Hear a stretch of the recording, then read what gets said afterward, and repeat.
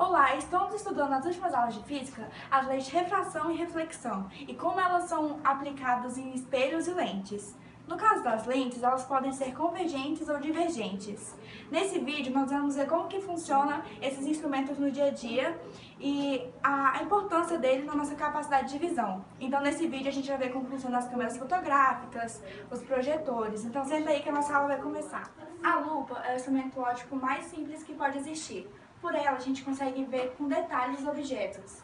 Tem até pessoas que conseguem ler com a lupa. Isso a física consegue explicar bem. Aqui a gente tem a demonstração, basicamente, do funcionamento de uma lupa. Para a imagem, aqui a gente tem o foco, que está representado pela letra F, o V, que é o vértice, e esse P, que é o nosso objeto.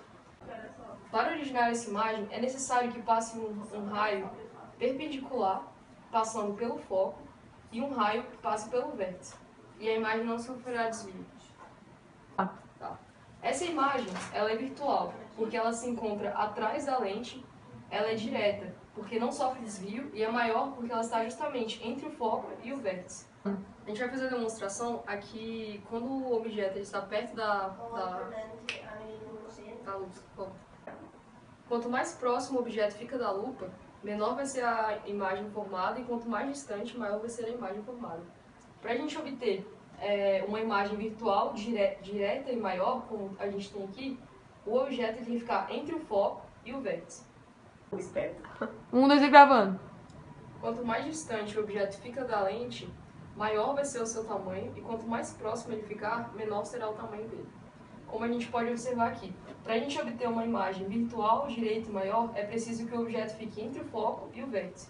E gravando. Então, o projetor ele é muito usado em filmes, ele é muito usado em demonstração de slides e tal. Onde ele é trabalhado com reflexão, né?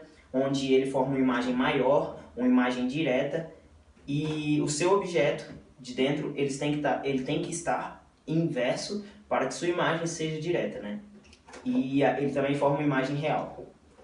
Então, estamos aqui com um projetor caseiro, né? Ele é composto por 2 caixas de sapato, uma lupa que tem sua lente convergente, por isso ele é denominado como instrumento óptico, e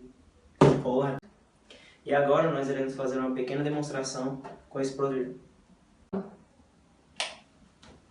Como podemos ver, ele forma a imagem, uma imagem bem maior do que é a própria lanterna do celular, né?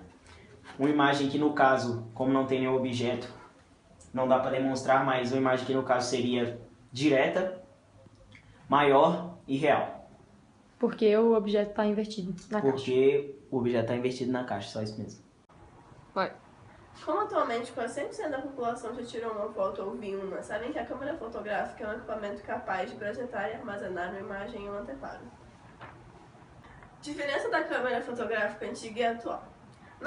Nos antigos equipamentos onde colocava-se o filme dentro da câmera, o anteparo utilizado era um filme de foto sensível, capaz de propiciar uma reação química entre os sais do filme e a luz que adentrava. No caso das câmeras digitais, uma das partes do anteparo é um dispositivo eletrônico chamado CCD, Charge Coupled Device, que converte a intensidade de luz que incidem sobre ele em valores digitais armazenáveis em forma de bytes, que são dados.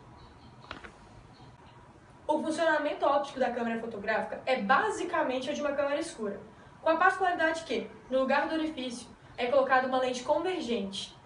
No fundo da câmera encontra-se o anteparo, na qual a imagem será gravada. Por que tem que ser uma lente convergente? Porque ela tem que ser projetada sobre o filme, ou seja, o anteparo. Essa imagem tem que ser real e formada no ponto de interseção dos raios de luz que chegam na lente. Acabou. Vale ressaltar que quando você dá um foco, ou seja, quando você dá muito zoom, a imagem vai se formar depois do filme.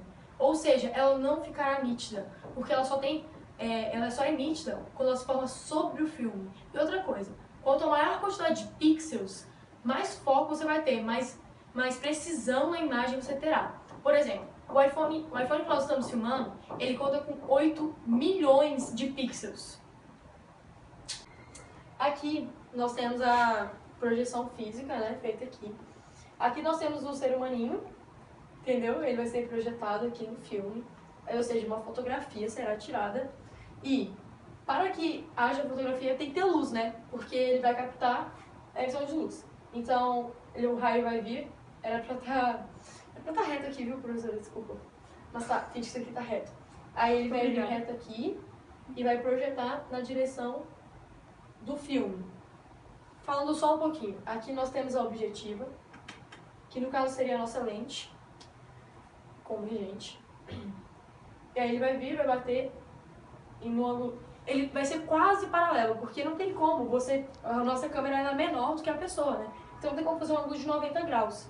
Mas esse quase, ele é corrigido pelo digital aqui. Mas isso não importa mesmo. Antigamente eles tinham que bater quase paralelos. Por isso que tinha muitas fotos daqui pra cima. Enfim. E podemos falar aqui um pouco sobre P e P'. Como assim? A imagem ela é menor, né? Como vocês podem perceber. Bom, pela lei de Gauss, nós temos uma certa relação entre o foco, o P, que seria a projeção... Oh, meu Deus, o espaço que existe entre a pessoa e a objetiva, e o P', que é o espaço que existe entre a objetiva e o filme, onde ficará registrada a fotografia. Ou seja, quando você dá zoom, você está alterando o quê? Você está alterando o seu P e você tem que alterar alguma coisa, porque você tem que obedecer a lei de Gauss para o foco se manter o mesmo, ou seja, para a imagem continuar nítida. Porque quanto maior o foco, maior a nitidez. Então, você tem que... Você precisa colocar isso em proporção. Então, se você movimentar o P, você tem que movimentar o P'. Então, sim, realmente, a lente convergente aqui, ela vai se movimentar dentro da câmera. As câmeras atuais, elas são menores porque elas são digitais e essa lente, ela já não existe. Ela foi substituída. Com isso, ela não fica sambando aqui dentro com o zoom. E vamos supor que o P diminuiu 5, então o P' tem que aumentar 5, porque eles são inversamente proporcionais.